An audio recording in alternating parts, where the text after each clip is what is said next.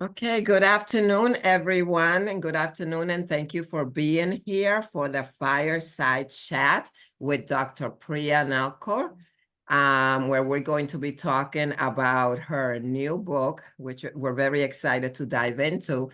But first, yes, stumbling towards inclusion. First, I'm going to tell you a little bit about Dr. Priya. Who has such an impressive bio, and I'm going to tell you a few things that really stood out to me. Dr. Priya Nalkur is a psychologist with a genuine and authentic approach who has earned her educational stripes from Harvard and Yale. She is the heart and soul of the RoundTable Institute, a pioneering force in inclusive leadership and professional coaching. Her newly released book, Stumbling Towards Inclusion, Finding Grace in an Imperfect Leadership, offers the reader an engaging and human narrative of her journey, beginning with her formative experiences as an outsider in a small Canadian town, and evolving into a heartfelt mission to reshape leadership with a focus on diversity, equity, and inclusion. Every time I read that, it just makes my heart beat a little faster. So welcome, Dr. Priya. If you would like to say hello, introduce a little bit about yourself that I haven't mentioned, and then if you can share what led you to write this book, like what was the inspiration that motivated you to write it? Sure. Well, first of all, I'm very happy to be here. Thank you, Adriana, for the invitation to stay connected to LeadBoston, which really had a significant impact on my career and my personal life too. And I wrote this book for a variety of reasons. One, I want to say that I never set out to write a book in my career. I never thought of myself as an author, but I did think of myself as an educator and someone who could teach principles of leadership and inclusion and equity and diversity and justice. And so this is the work I was doing at the RoundTable Institute as a coach and as an educator. I was going into companies, developing curriculum to help them build better cultures. And better cultures took different forms, like can we talk to each other with productive dialogue? Can we resolve conflict? Can we give each other feedback in ways that are kind but still helpful, and ways in which we can grow? And so I was developing these curricula and going into companies and teaching these. And pretty soon, the leaders that I was working with were like, we need the companion manual that goes along with all of these great things that you're teaching us, because we're just busy taking notes and practicing, but we want the book. And after you leave, we're bringing on new employees. We need to be able to give them a playbook to learn all the things that we've learned from you. And I said, yeah, you're right. I don't want my clients to be dependent on me and our work forever. I want you to be build your own capacity to train each other and build your culture. And maybe a book would be a good idea. So really, it was my clients who pushed me to write this book. Now, when I wrote the book, it's written in 4 parts. So part 2, 3, and 4 really talk about what injustice is, why we should pay attention to things like diversity, equity, and inclusion, and then how to actually do that work. What are the mechanics of that work? And then part 4 is case studies of my clients who've been successful and others that have failed and had to learn and repair their mistakes. And when I sent it out to publishers, some publishers were like, well, we want to understand the genesis. Like, who are you and why was this personally meaningful to you? Like, share your story. So part 1 is my story and how I came to this work, and why the way I grew up, like you were saying, in Canada, and surrounded, as a brown girl surrounded by mostly white people, um, how that informed the work that I now do and continue to really deeply believe in. So the book is a personal journey for me, but it's also very much my life's work in helping companies to build more inclusive leaders and cultures. Thank you. Thank you so much for that, Dr. Priya. Really, I really appreciate you sharing the part that you were doing the work and based on how you're, the companies that you work with and you have helped along this path, that they were saying, okay, but is there something in writing so that we can continue this? So it wasn't just like, okay, we did the work, we're all done, but also them thinking, how do we welcome new team members so that they can then learn how this culture is, having a playbook, if we want to call it that, of how to do this. Yes, yes. Yeah. But yes, and I'll say this, like some things belong in a playbook, right? So how do we listen to each other? How do we ask questions? How do we practice curiosity? Things like that. But ultimately, inclusive leadership and leadership generally as a practice is an adaptive challenge. That means there is no playbook. It's going to be different for you and it is for me. It's not a technical problem that we can solve with technical solutions. We have to be very mindful of who we are as individuals, our personality, our psychological histories, the context, and the way we build relationships all feed into the way we show up as leaders. So there's no one playbook out there. But I think this book gives you like a foundation on how to help you write your own playbook for yourself. I really like that. I really like that. So two things you said, when you said when I finish my work with an organization, I want them to be able to do the work after I leave, because that's the empowering others, so that they can, Yes. because you're only one person. So they'll be able to continue, the work that you've taught them. And also what you mentioned about, like, even if there is a playbook, it doesn't really apply. It's not something like you can say 2 and 2 equals 4, because we're talking about people, and Exactly. yeah, and you Talking said about people's social contexts, which are incredibly unpredictable. yes. And, things like trust, just when you think you Oh, have a really solid foundation of trust with someone, they can do or say one thing and it's all gone.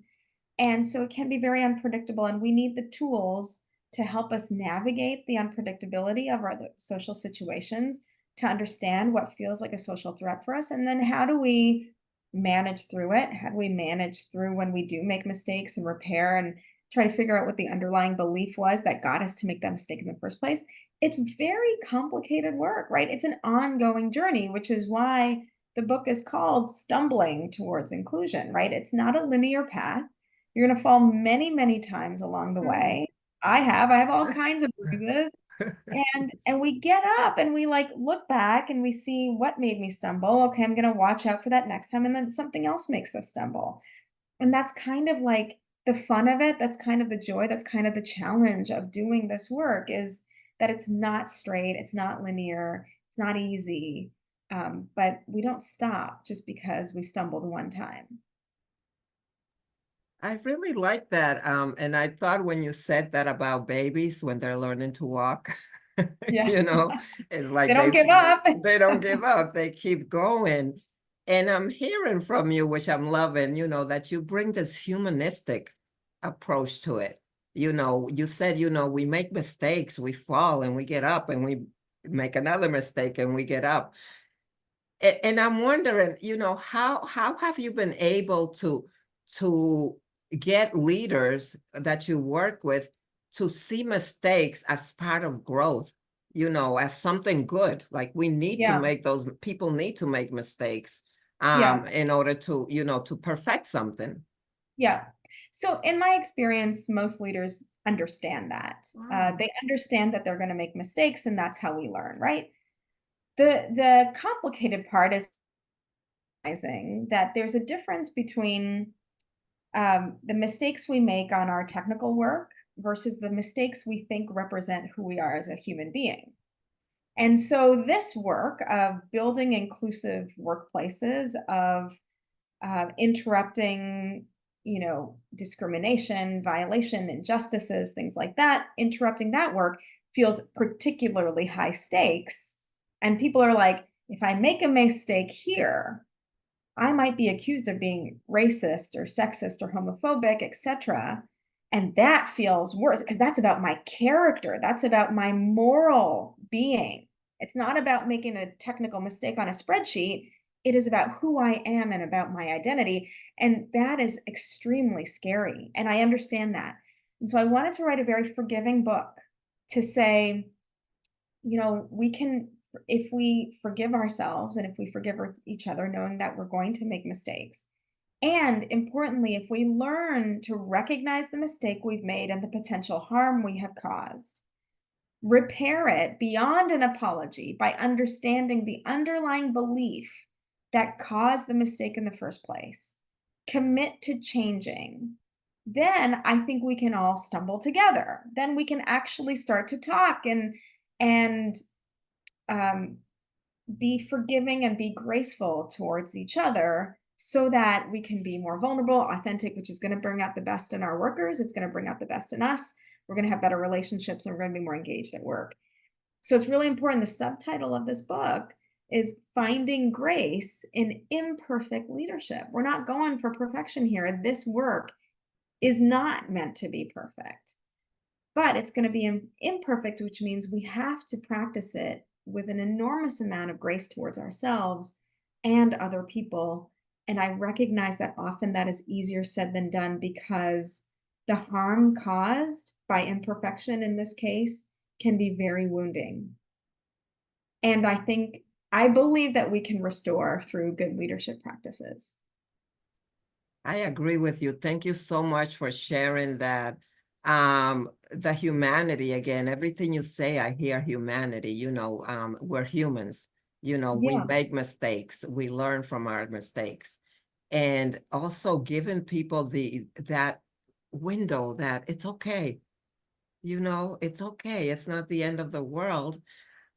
We all make mistakes, and moving away from that perfectionism, that is so much a tenet of,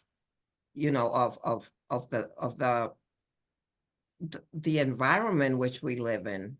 Traditionally, you don't bring your person to your work. You just bring the worker to the office.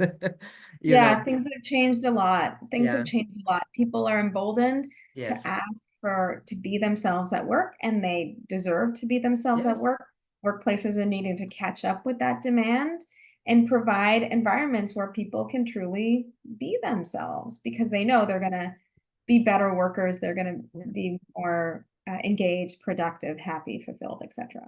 And I guess that's the key, because some people would ask, some individuals, there's still some that see this as an add-on doing this work. It's not really part of the operations, but the business case that you just made, when people feel better and feel valued and they belong in a place, then your performance, the way the company reaches its goals, it's much better. I mean, it's documented. I'm not making this up. Yes, There's data to prove that. that's right. Yeah. Yes, so it's better all the way around, like your round table. It's better all the way around. Yes. Yes, Yes. yes, thank you. What do you think that somebody that reads your book, what would be the main takeaways? So this, what I just mentioned about recognizing that this work can be uncomfortable and maybe even scary and doing it anyway.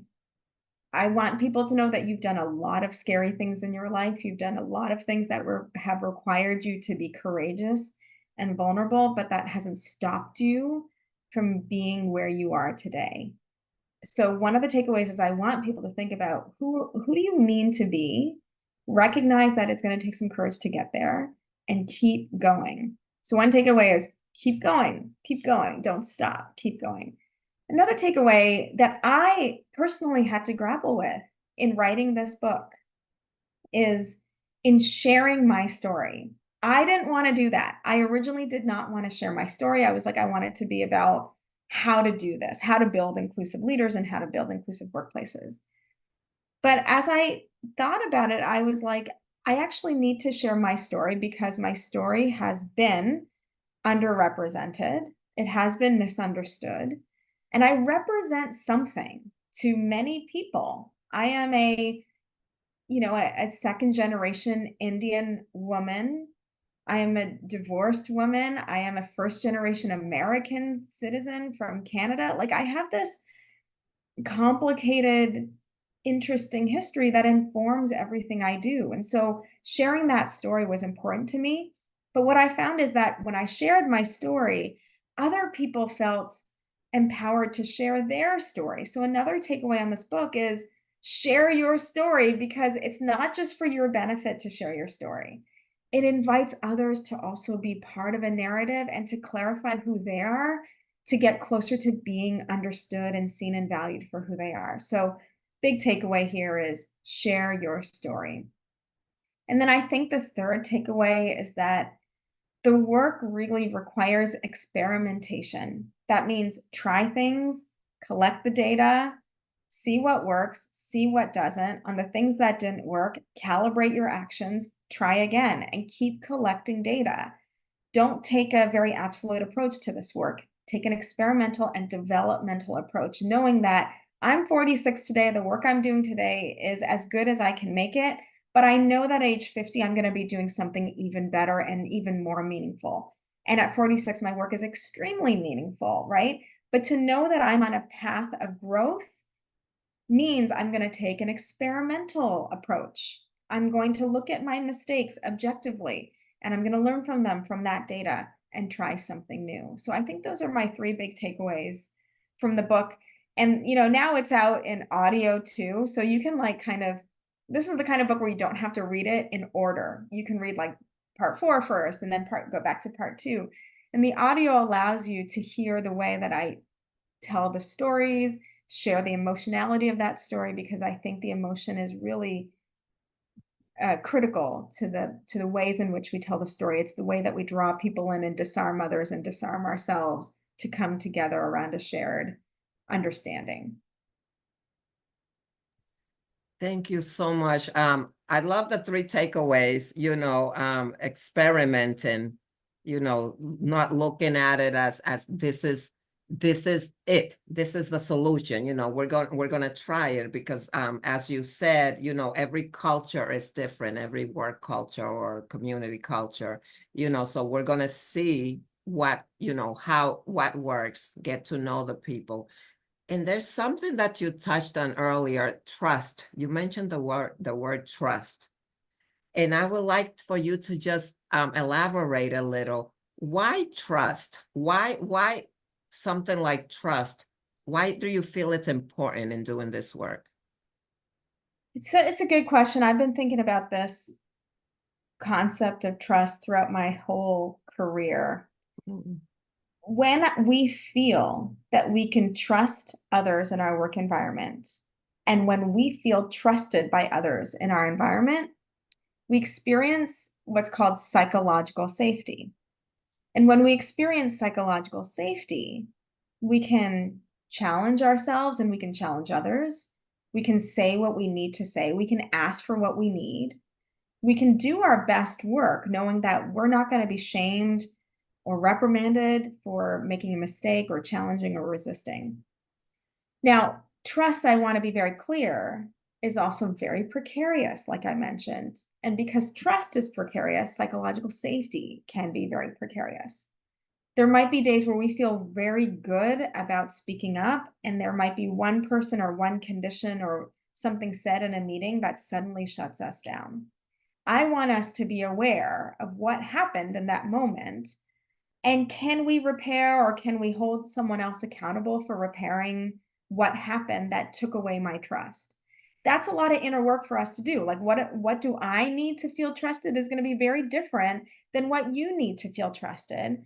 But if I can say to you, "Hey Adriana, what really builds trust for me is before we start talking about business, can we connect on personal just for a few minutes?"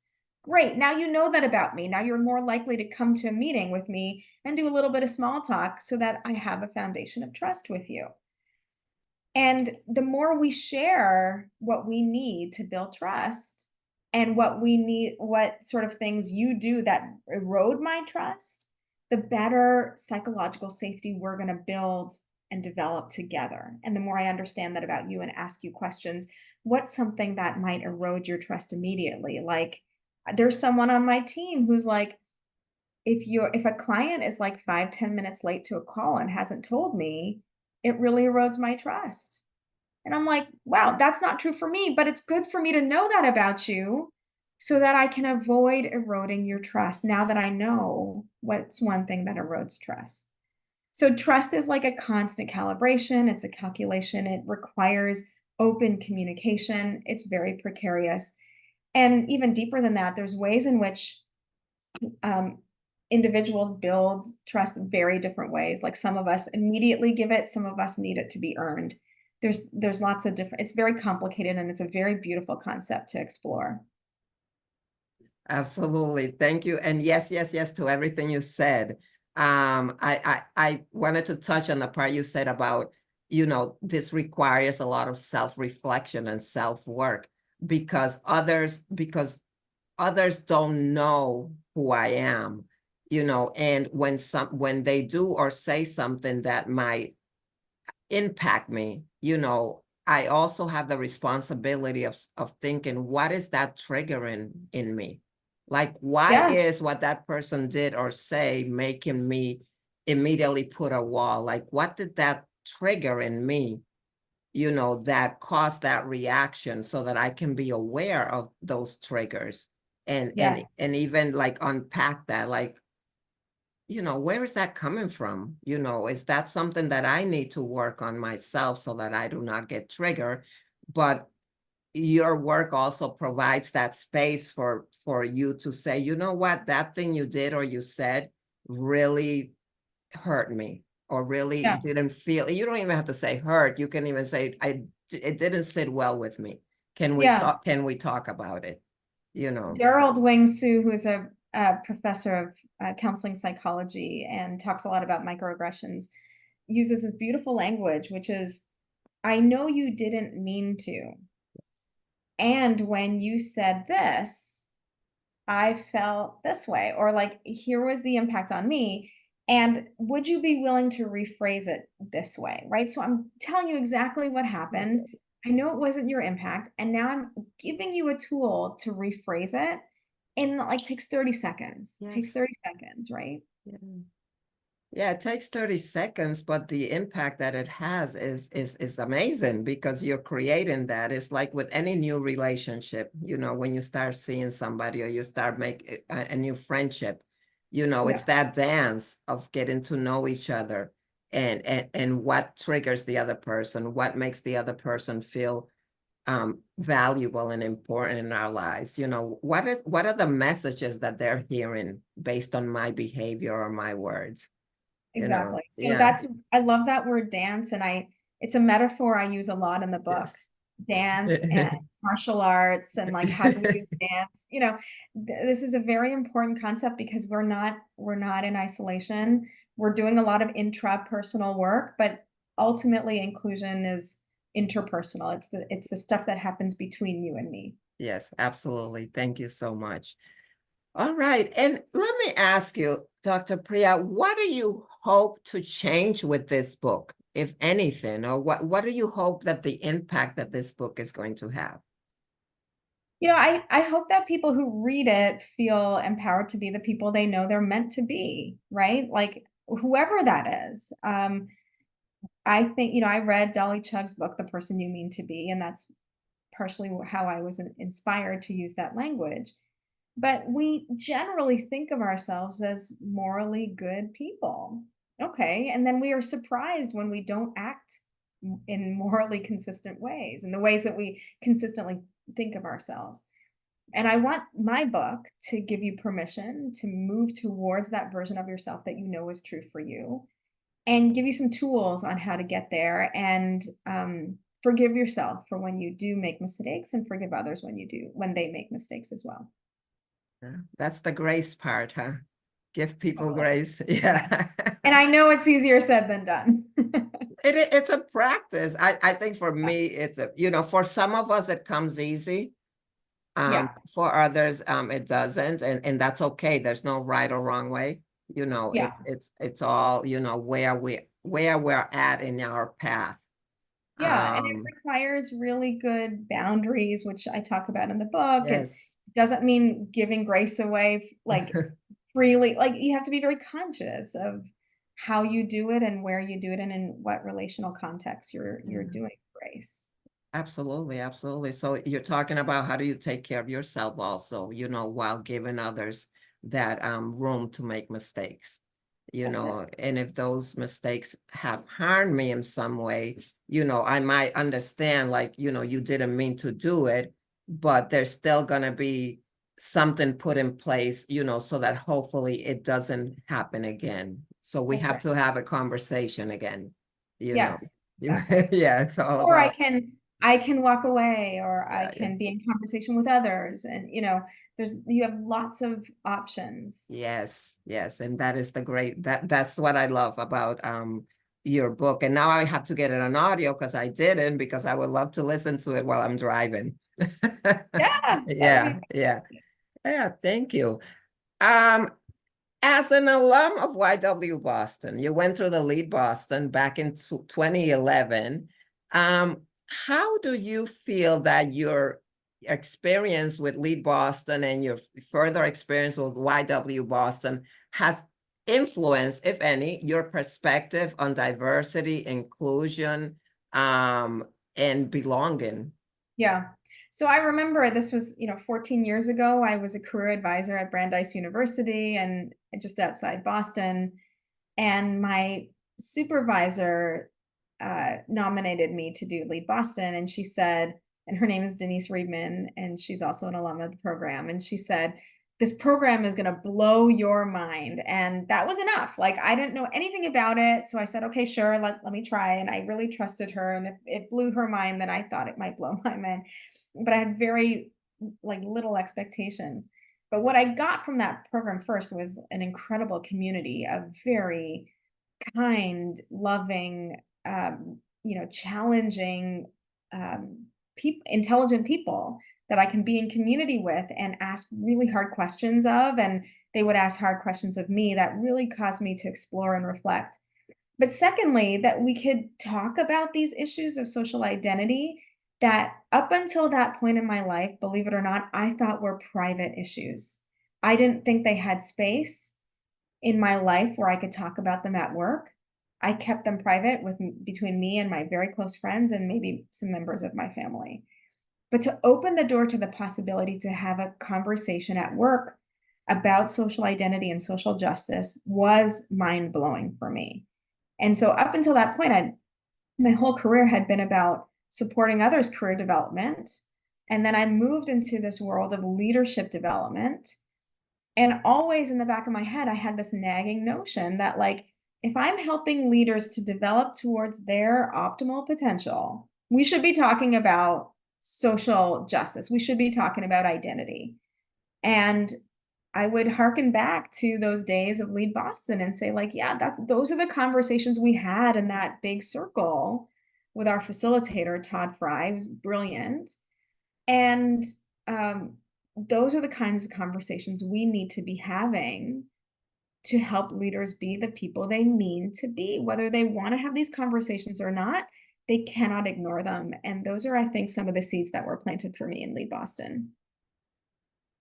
Absolutely. And I totally agree with you. Thank you for sharing that. The community, you know, as you may, when we're in this work, especially leading teams, leading organization, there is this expectation, of what that persona is going to be like, the person who got it all together, who has all the answers. Yeah. And then Lead Boston really like gives, for me, as you said, he gave me the opportunity to be with this community of leaders and realizing like, no, we don't have all the answers, Far from it. So far from it. Yeah. And it's okay. And that was the thing, I think, that it's okay to not have all the answers. It's good, right? Like, gives permission to explore, because if we're seeking an answer, we're actually limiting our potential to explore and reflect. We're Yes. just looking for that one answer. Right. Yes. And that can be very limiting to our developmental process. Yes, absolutely. Absolutely. Well, I am really grateful to hear that Lead Boston had that impact on you, and that this I mean, not the culmination, because you're still very new, in all the work that you're going to accomplish, I am sure, and all the impact you're going to have. But to hear that, so, that this book somehow resulted, from first of all going to the LeadBoston, and then the work that you have done after that, and that you are sharing that with us. You're sharing that with the world, so that we don't necessarily have to go through what you experienced to reap some of the rewards of what you learned. Also, you mentioned data, because how you combine humanity with data, because it's important to look at both. How do we know something is working if we're not measuring it? Okay, Thank you so much for Ed. coming. Yeah. How the importance of data in this work, because we want to know that what we're doing is working, and that we are actually living up to, what we said we were going to do as far Yeah. as continuing this creation of inclusive spaces. Yeah, that's all I hope for this, Yeah, is to have that sort of, you know, I think this book is gonna hit people in different ways, and maybe it's yeah, the first time you've explored the topics of justice, equity, diversity, inclusion. I think it's accessible to you at wherever you are in your journey. Um, and I frankly am always surprised when people come back to me and say, I read it because I was like, "Really? You read it?" Like, yeah, and I loved it, and I got these 3 things out of it, and I'm learning this, and I put this into practice, and I had no idea that, people were treated this way, and I had no idea that you had yeah. this too. And that's lovely. Like, if this book starts a new conversation or takes you to a new place in your own curiosity, then it's done its job. Absolutely, absolutely. And those, and I can imagine, I haven't finished that yet, because I'm one of those people that really highlights everything and puts little notes in Oh, every page. yeah. But it seems so far to me like it's one of those books that is not, okay, I read it, I'm done. No. It's like, you come back to it over and over again. And every time I read a chapter, it's like I see something new. Oh, that's so great to hear. I Yeah, yeah. I sort of have, wanted that. That's why I wrote really short chapters. Like it could take you like 10 minutes to read one, and then yeah. you can put it down and come back and bookmark it. And they do stand alone. So I'm really happy to hear that Yeah. feedback. Thank you. Yes, yes, absolutely. I'm sure we will be talking more. And like we were talking before we went live, if maybe sometime this year, if you ever find yourself like, let me go visit Boston and see what they're up to, Oh, yeah. it would be great to have like a some sort of event, where people can be there and we can just have a conversation around the book. Yeah, Yeah, I would love that. I'm gonna put that in my wish list. Okay, me too. Me too. Yes. Thank you so Yeah. much for Yeah. your thoughtful questions and your feedback and your responses. It means so much to me to have this platform. Oh, yeah, thank you. And we are, I mean, and this is what it's about, you, me, the rest of, YW Boston, we're a community, you might be in That's it. Texas, I'm in Boston, some people are, I don't know, in Hawaii or something, but we're all, have the same goals as far as, this is about humanity. It's about uplifting people and valuing people wherever they're at, Yeah. and giving Yes, people exactly. grace. So I just love the what you bring to this world of diversity, equity, and inclusion. Thank you so Yeah, much. You yes, know, because of all of the work that we're doing collectively, that this is yeah. possible. And I'm sure that we will continue to work together. Yeah, Dr. Priya, I want to thank you so much for taking the time to do this. I'm sure will just be the first of many conversations, as we continue to build this community, where people can feel supported, that somebody can just reach out to you, if they have a question. I really love this community that we're building. me too. Yeah, Thank you so much for having me. It was a real pleasure. Thank you. thank you. Any last words? Well, I will say this, I love hearing from people. I really do. And I Okay. love getting feedback, constructive, positive, neutral, all of it. Okay. And I just love being in conversation with people. So if anyone wants to reach out to me, they can connect with me on LinkedIn. Yeah. Also on our website, priyanalkur.com, we have a free assessment. You don't have to go purchase the book. You can get excerpts on our website. You can do a free assessment to understand what your particular stumbling blocks are. Connect with me on LinkedIn, stay in touch. Let's get in a conversation. Let's stay in touch. It really is about the community. And I mean it when I say I love hearing from people, and I always do respond. So Yes. don't be shy to reach out. Thank you so much. And I will make sure that I share all this with the community so that they know that, you know, they can reach out to you and continue this conversation and this work. Thank you so much. Yeah, thank you. You have a wonderful afternoon and we You will speak too. again. And I will, since you said that you like to hear feedback about your book, I will start to send them. I've been writing notes, but I'll start giving you the Amazing. feedback. Yes, Yes. please. Yes. Yes. Thank you very much. You have All a right. You wonderful take day. care. All the best. Bye-bye. Bye.